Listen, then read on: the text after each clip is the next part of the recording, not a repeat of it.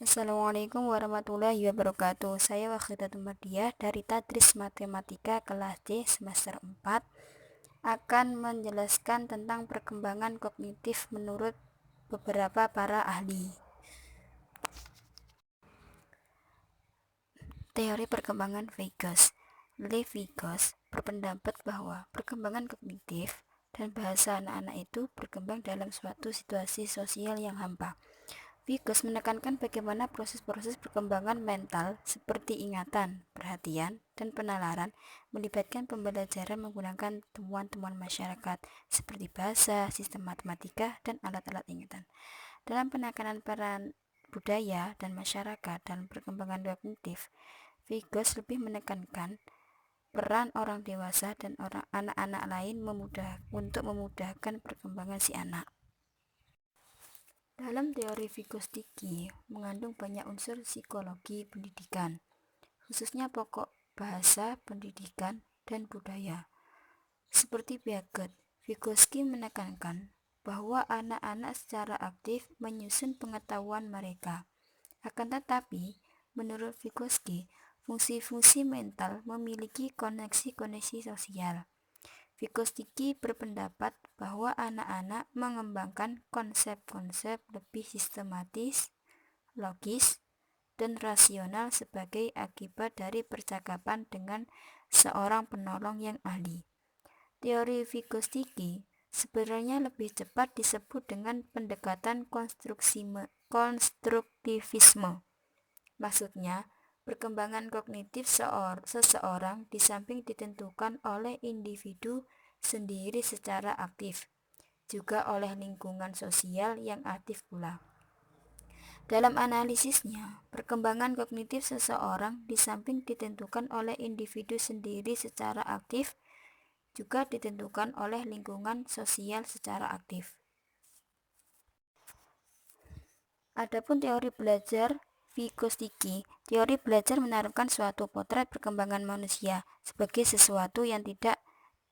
Vygotsky menekankan bagaimana proses-proses perkembangan mental seperti ingatan, perhatian, dan penalaran melibatkan pembelajaran menggunakan temuan-temuan masyarakat seperti bahasa, sistem matematika, dan alat-alat ingatan. Ia juga menekankan bagaimana anak-anak dibantu berkembang dengan bimbingan dari orang-orang yang sudah terampil di dalam bidang tersebut. Menurut Vygotsky, keterampilan-keterampilan dalam keberfungsian mental berkembang melalui interaksi sosial langsung, melalui pengorganisasian pengalaman-pengalaman interaksi sosial yang berada di dalam suatu latar belakang kebudayaan ini. Perkembangan mental anak-anak menjadi matang.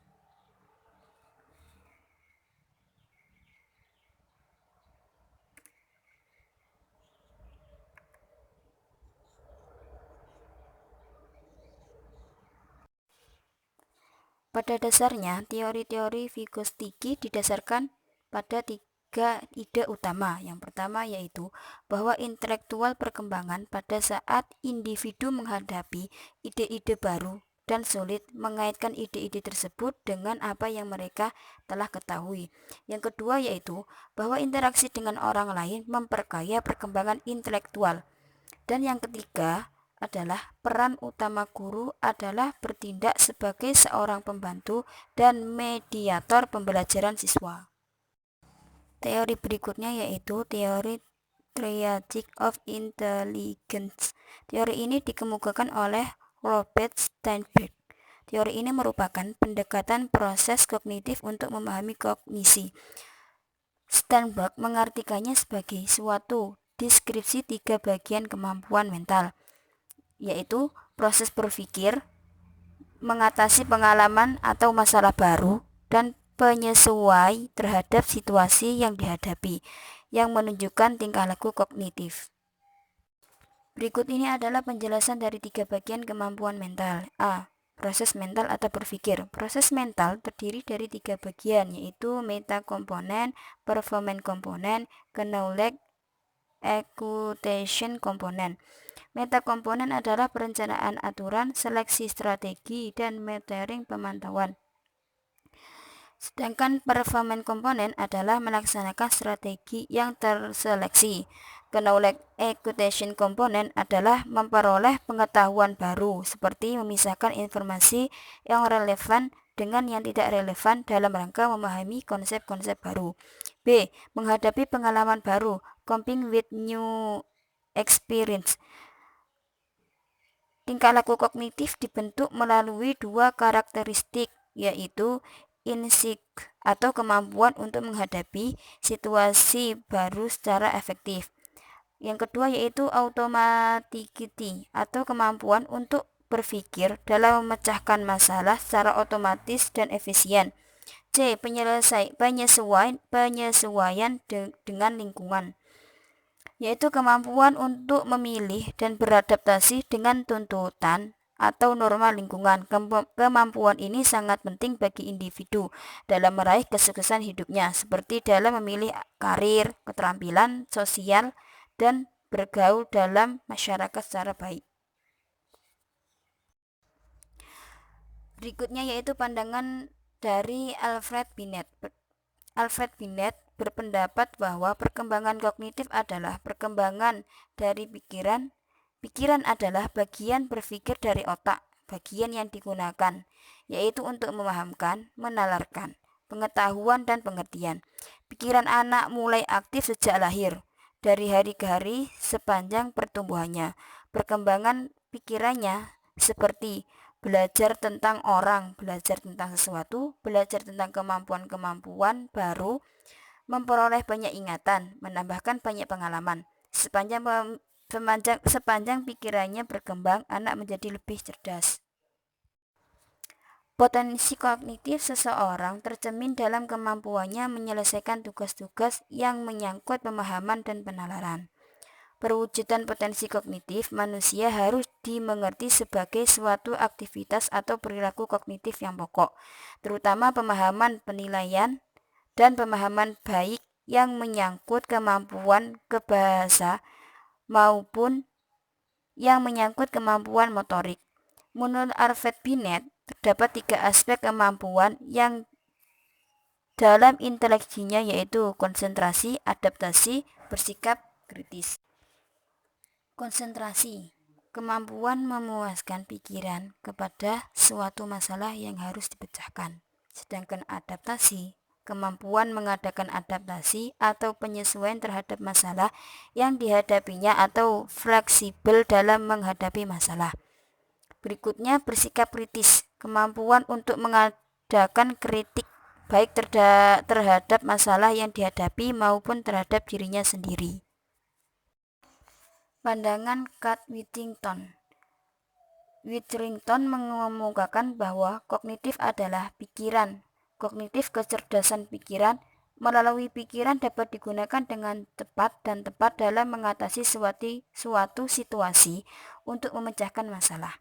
Sedangkan perkembangan kognitif, perkembangan mental adalah perkembangan pikir. Pikiran adalah bagian dari proses berpikir dari otak. Pikiran yang digunakan untuk mengenali, mengetahui, dan memahami.